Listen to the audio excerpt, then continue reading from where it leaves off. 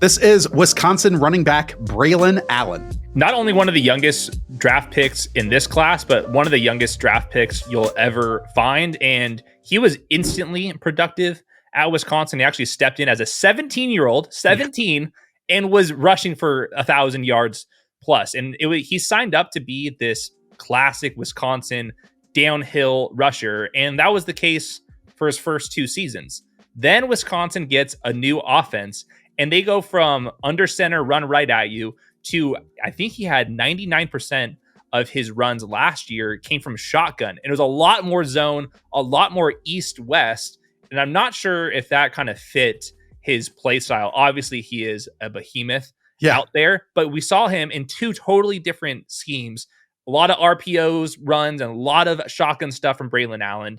And I think that he was supposed to go to Wisconsin and run it right at you, and that just didn't happen at the end. He was supposed to go there to follow the legacy of Ron Dane, Monty Ball, Melvin Gordon, Jonathan Taylor, and now he turned into the Cincinnati Bengals offense, I guess is what you're telling me. I wish I had now gone back and watched his 2021 stuff. Maybe I'll do that after this. But yeah, as you said, 6'1", 235 pounds, no 40, no 10, no agilities, but 21st percentile vertical jump, 37th percentile broad jump. And as you said, he's very young, doesn't turn 21 until next January, which is nutty stuff. For that size, I thought he was nimble. It's an interesting dynamic that he plays with. Like, I don't think he is a punishing finisher. He's like a fall forward finisher. But despite that weight, he is quite nimble with his feet, and he makes people miss early on in runs. That's not to say that his lateral cuts don't take some time. They definitely do. And it allows defenders to kind of catch up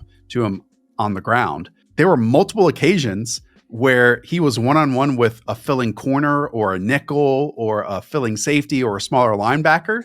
And instead of trying to run them over, it was, I'm going to juke you out of your shoes. So I do wonder, Hayden, if maybe with age, he understands to appreciate his size a little bit more, because that can be an added element of his game, even though I think he almost turns his body a little bit on contact, which makes him lose a bit of force that he builds up on.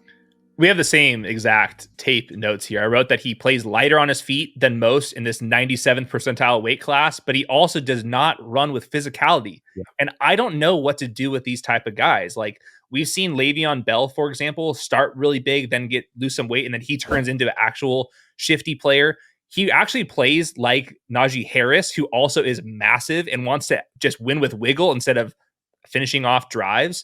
So I don't know what to do with him. I think I was kind of underwhelmed by him. The fact that he's just 20 years old is like just mind numbing. He also was hyper productive, obviously, every single one of these seasons as well. But I think that he can catch some passes. A lot of them were just kind of swing passes out to the flats.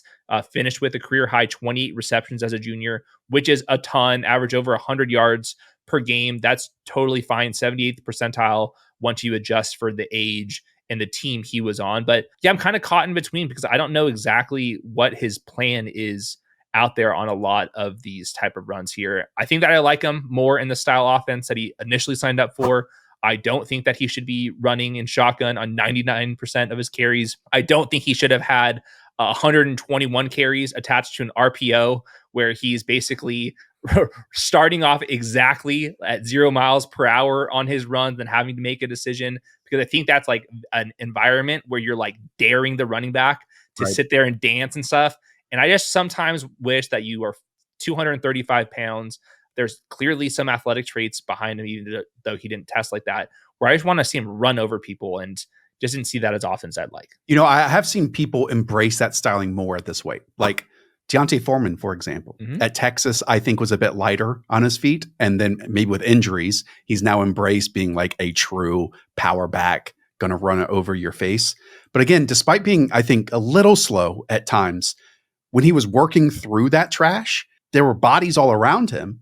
And I thought he had really nimble feet to work through that, did have footwork to go through that. But once he is going down, there isn't like a balance element to him. He's not going to put his hand down and pick up some extra yards. He's chopped down like a tree. I did see a nice blend of gap and zone runs here. Like for gap runs, you can see him hesitate and cut off his blocks, power or whatever.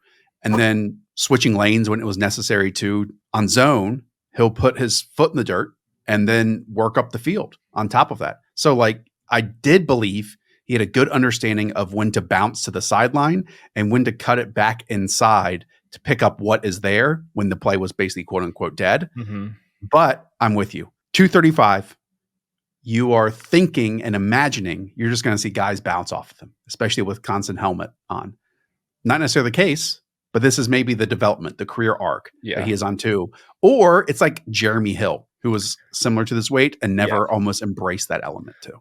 AJ Dillon is eerily similar to this as well. There's sometimes where I wish AJ Dillon would run a little bit harder than he does. And then this kind of correlated. I'm not sure if you watched his pass protection, but I thought it was like horrendous. I couldn't believe how bad it was for somebody as big as he is. I don't like when players like him are like chopping down. Like, you're 235 pounds. You're bigger than the guy that's coming out on this blitz.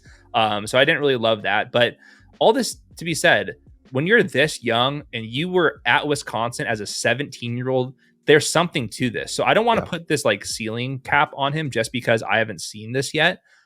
Because like this is the type of profile Power 5 guys that are really young and really productive from the get-go, especially now we've seen him in two different schemes here. I think that somebody can groom him a little bit. Like he's in like his second contract, he'll be 24 years old. There's prospects right now that are 24 years old in this draft class. Yeah.